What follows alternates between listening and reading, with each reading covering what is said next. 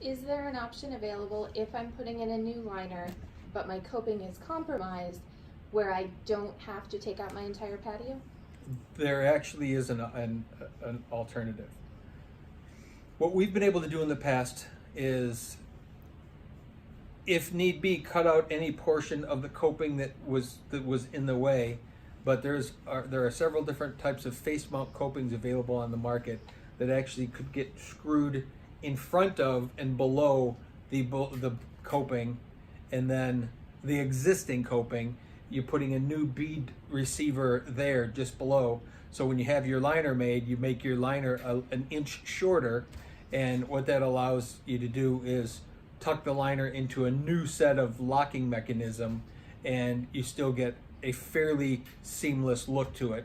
It changes the look of the profile a little bit because you're adding an additional piece on the face and below that coping, but that would be a way of doing it and not having to replace everything.